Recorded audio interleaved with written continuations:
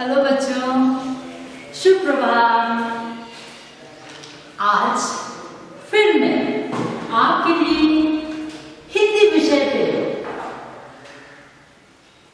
पद्य भाग के पुस्तक काव्य मंजरी में कविता जा तुझको दूर जाना है लेके उपस्थित हूँ। कवियत्री है महादेवी वर्मा। मैं कविता के अनुसार जिन जिन बिंदुओं के आधार पे हमें चलना है, सबसे पहले हम कवि अर्थात कवियत्री की परिचय से शुरू करते हैं। यहाँ हम कवियत्री महादेवी वर्मा की परिचय से शुरू करती हूँ, क्योंकि सबसे पहले कोई भी पाठ पढ़ने या कोई भी कविता पढ़ने से पूर्व हमें उनकी यानी कवि या कहानीकार की परिचय अनिवार्य है। सबसे पहले मैं आपको कवियत्री महादेवी वर्मा जी की परिचय प्रस्तुत करती हूँ। उनकी जीवन परिचय है। महादेवी वर्मा मूलतः कवियत्री हैं, परंतु हिंदी के उन प्रतिष्ठित रचनाकारों में से एक है जिन्होंने कविता साथ साथ कहानी यानी पद्य विधा गद्य विधा दोनों को बराबर उन्होंने रचे। साहित्य दोनों क्षेत्रों में अपनी प्रतिभा से उन्हें यश अर्जित कर लिए। इनका जन्म 1907 में फर्रुखाबाद जिले में एक शिक्षित और संपन्न परिवार में हुई। इनके पिता श्री गोविंद प्रसाद वर्मा भागलपुर के एक कॉलेज में प्रधान अध्यापक थे। माता धार्मिक विचारों से परिपूर्ण थी। इनके नाना इनकी नाना ब्रज भाषा के अच्छे कवि थे। पूरे परिवार साहित्यिक वातावरण का होने के कारण उन पे यानी महादेवी वर्मा पे गहरा असर पड़ा, यानी उनका प्रभाव उन पे पड़ा। इसीलिए वो बचपन से ही साहित्य में बहुत ही रुचि रखती थी। इन्होंने अपनी शिक्षा प्रयाग विश्वविद्यालय में प्राप्त की। वहां उन्होंने संस्कृत विषय पे मास्टर्स यानी एमए की और प्रयाग महिला विद्यापीठ में आचार्य के पद पर दीर्घकाल तक कार्य करते रहे।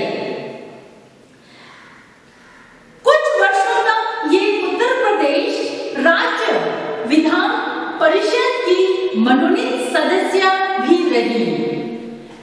इसी के दौरान राष्ट्रपति ने सन 1956 यानी 1956 में इन्हें पद्म भूषण की उपाधि से अलंकृत किया गया। 11 सितंबर सन 1987 को इनका देहांत हो गया, जो एक साहित्य के लिए बहुत ही नुकसानदायक रहा। ये थे कवियत्री महादेवी वर्मा जी के जीवन परिचय। अब इनकी कविता है जा तुझको दूर जाना है। ये एक कवियत्री रहस्यमय यानी छायावादी कवियत्री के नाम से भी उन्हें जाना जाता है। और इतने कौशलता के साथ इन्होंने गीतों को लिखा। इन्हें नवीन युग में मीरा के नाम से भी जाना जाता है।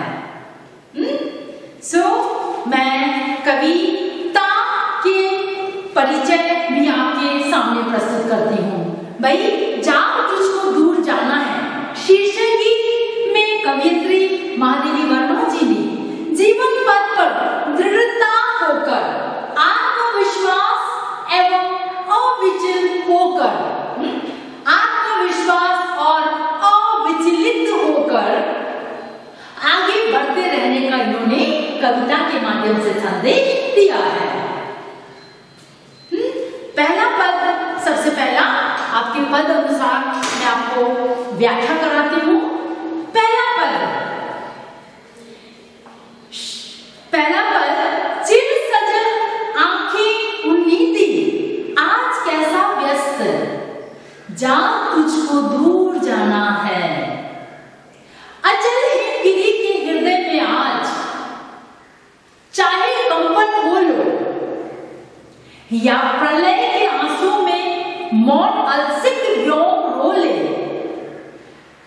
आज भी आलू को डोल तिमिर की घोर छाया, आज जब विद्युत शिखाओं में निठुर तूफान बोले, पर तुझे है नाश पथ पर चिन्ह अपने छोड़ आना, जा तुझको दूर जाना है। बहुत सुंदर पद। पद में कवित्री कहती हैं कि हमें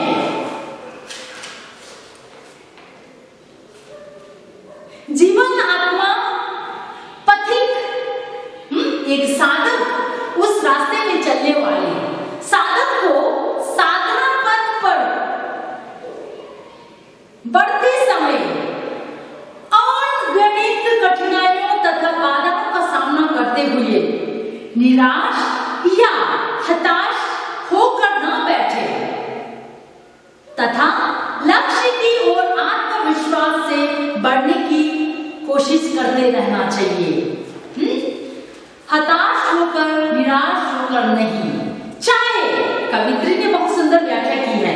महादेवी वर्मा कहती हैं कि सदैव उपयुक्त पद के व्याख्या, सदैव सतर्क सावधान रहने वाली आंखों में आज भारतवर्ष के सारे मनुष्य को, सारे लोगों को अर्थात पाठकों को कहती हैं कि सावधान रहने वाली आंखें, आज निद्रा का भाव क्यों है, आलस से क्यों बने हो, आज तुम कहां इतने व्यस्त हो गए हो कि अपने उद्देश्य को भी भूल गए, है ना। मानो आप अपने जीवन में कितने व्यस्त हैं, हम अपने लक्ष्य ही हम भूल गए कि भाई हमें करना क्या है। हे वीरों, कवित्री कहती है पाठकों को, सारे देश के लोगों को, हे वीरों, क्योंकि स्वतंत्रता अभी नहीं मिली है अतः तुम्हारा मार्ग लंबा है, तुम्हें बहुत दूर जाना है, आलस्य से काम नहीं चलेगा। मार्ग में चाहे कितनी भी अड़चने आए, उनकी चिंता ना करके अपने गंतव्य की ओर बढ़ते रहना चाहिए। इससे रहने वाली हिमालय चाहे कंपन आ जाए, भले ही बादलों से सजा हुआ आसमान प्रलय के आंसुओं से रो ले, अर्थात भयंकर वर्षा हो कि प्रलय ही आ जाए, आज चाहे प्रकाश को अपने अंदर समाकर अंधकार की घोर छाया ही क्यों ना चारों ओर फैला जाए, आसमान में बिजली कड़के और भयंकर तूफान ही क्यों ना आए, इन कठिनाइयों भरे मार्ग पर तुम्हें कदमों के निशान पड़ने चाहिए, अर्थात कितनी भी भयंकर बाधाएं आए पर तुम्हारी गति को रोक न ले। कवित्री देशभक्तों को जागृत कराती हैं कि मार्ग की बाधाओं से ना डरकर उन्हें निरंतर प्रयत्नशील रहना चाहिए। विशेष इस पद्यांश में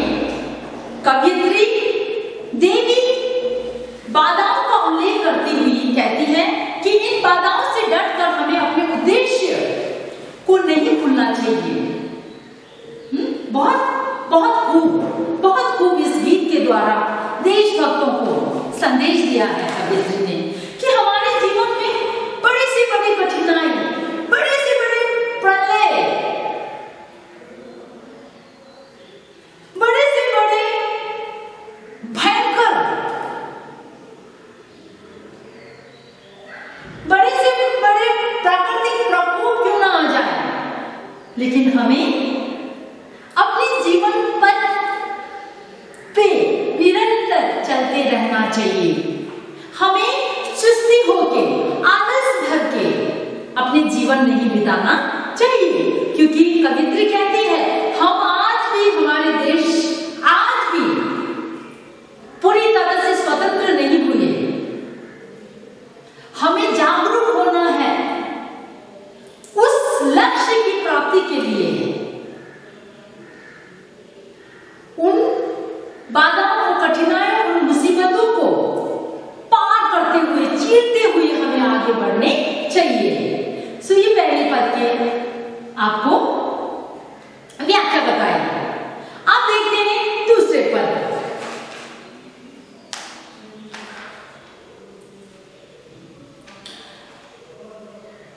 बांध ले क्या तुझे यह मोह के बंधन सजिए, पल की बाधा बनेंगे तितलियों के पैर रंगीले, विश्व का क्रंदन भुला देंगे मधुर की मधुर गुनगुन, क्या डुबा देंगे तुझे यह फूल के दल ओस गीले, तू ना अपने छांव को अपने लिए कारा बनाना, जा तुझको दूर जाना है। कुछ शब्द है कठिन शब्द, जैसे सजीले यहाँ पे सुंदर के लिए कहा गया है, कृंदन यहाँ रुंदन क्राई, मधुप यानी भौरा के लिए कहा गया, कारा जेल। इस पद में भी कवित्री मोह माया के बंधन से हमें छूट के निकलना चाहिए कि मोह माया के बंधन तो क्षणिक है, कुछ समय के लिए, थोड़े से समय के लिए। उन बंधनों में पड़ के अपने लक्ष्य की प्राप्ति की जो मार्ग हमें नहीं भूलना चाहिए। देखते हैं व्याख्या में उन्होंने क्या लिखा है। कवित्री कहती है कि मोह से बने ये सुंदर रिश्ते रूपी बंधन तुझे कैसे रोक सकते हैं, क्योंकि ये मोह के बंधन तो जरा सी ताप से ही पिघल कर अपना अस्तित्व खो देंगे। मोह के समान जो रिश्ते नाते हैं, जो रिलेशनशिप है आपस में, कुछ समय के लिए है। उन बंधनों में फंस के हमें अपने जीवन व्यर्थ नहीं गंवाना चाहिए। सही मायने में आपने जो लक्ष्य प्राप्त करने हैं वो तो काफी दूर है, आगे बढ़ना है, उन बंधनों में हमें नहीं पड़ना है। मार्ग में चलते हुए रंग बिरंगी तितलियां तेरे कार्य में अवरोध उत्पन्न क्यों ना कर, क्योंकि कहते हैं ना कि हमें किसी मार्ग में चलने के लिए बहुत कठिनाइयों का सामना करना पड़ता है, कि कोई भी लक्ष्य हमें आसानी से प्राप्त नहीं होता। कई सारे कष्ट, कई सारे रुकावटें, कई सारे बाधाएं उत्पन्न होती हैं। सो उन रंगीन आकर्षण चीजों में हमें अपने गंतव्य नहीं भूलना चाहिए। बौरे की गुनगुन की मधुर आवाज में तू क्या इतना व्यस्त हो जाएगा कि विश्व का रोना ही भूल जाए। आज भारत मां की पुकार है कि उसके देशभक्त वीर आगे आए और उसे दुखों से मुक्ति दिलाए। हमारे भारत यानी आपके समाज, परिवार भी यही चाहते हैं कि उन बंधनों से मुक्त होकर हमें अपने लक्ष्य की ओर आगे बढ़ते रहना चाहिए, क्योंकि लक्ष्य की प्राप्ति करना आसान नहीं है। आएंगे कई सारे मुसीबत, कष्ट, बाधाएं, सो उन्हें पार करते हुए निरंतर आगे बढ़ते रहना है। ओस से भी भीगे हुए पुष्प अपने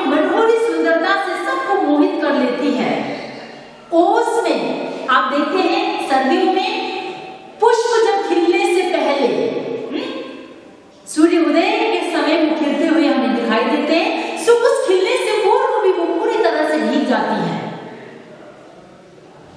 यानी खिलना, उन्हें पुष्प को अपने लक्ष्य की प्राप्ति से पूर्व भी वो कई सारी कठिनाइयों का सामना करते हैं। ठंड, बरसात, ओस, इन सारे बाधाओं से बढ़ते हुए, बाधाओं के सामना करते हुए वो अंत में क्या खिल जाते हैं।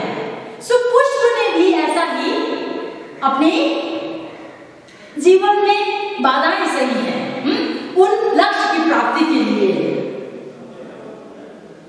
कवित्री कहती है कि पुष्पों की मोहमोहता क्षणिक है, उसे अपने बड़े उद्देश्य के लिए बाधक नहीं बनाना चाहिए। एक भारत माता के पुत्रों, तुम्हें अपनी छाया को अपनी कारण नहीं बनाना चाहिए। अर्थात जिस प्रकार छाया का कोई अस्तित्व नहीं, वह हमारे पीछे चलती है, उसी तरह मोह माया क्षणिक है, उसे अपना बंधन नहीं बनाना चाहिए। अपितु दृढ़ प्रतीत होकर तब तक प्रयास जारी रखना चाहिए जब तक सफलता ना मिले। हमारे जीवन में जो बाधाएं हैं वो छाया के समान है, जो मोह माया है वो छाया के समान है। जिस तरह से हमारी छाया यानी परछाई हमारे साथ चलती है, हमारे साथ होती है, उन छाया के बंधन में, उन परछाई के बंधन में हमें लुप्त होकर नहीं बैठना चाहिए, क्योंकि ये छाया को मोह माया के समान बताया गया। प्रकृति में जो कुछ भी है, आकर्षण चीजें, आकर्षण वस्तुएं हैं, वो सब क्या है, एक मोह माया है। सो हमें उन बंधनों में फंस के अपने कर्तव्य, अपने लक्ष्य, अपने गंतव्य को नहीं पीछे छोड़ना चाहिए। सो आज ये आपके दूसरे पद मैंने कराया। विशेष है इस पद में, इस पद्यांश में कवित्री ने मोह माया, रिश्ते नाते के बंधनों की ओर इंगित किया है कि मोह माया और रिश्ते नातों के बंधनों में पड़कर मनुष्य को अपने उद्देश्य से विचलित नहीं होना चाहिए। ठीक है। सो ये दो पद मैंने कराया। मैं जानती हूँ कि आप कवि परिचय के साथ साथ ये दो पदों के व्याख्या, उनके विशेष जो कुछ भी कवियत्री के द्वारा कहा गया आप समझ गए होंगे। सो आज मैं दो पद में ही आपका क्लास समाप्त करती हूँ। सो अगले क्लास में हम लोग मिलते हैं। आप इन दो पदों को व्याख्या सहित, कवियत्री के परिचय सहित आपको अनिवार्य रूप से आपको ग्रहण करना है। ये एक गृह कार्य आपके लिए। अगले क्लास में मिलते हैं। Bye bye. Thank you.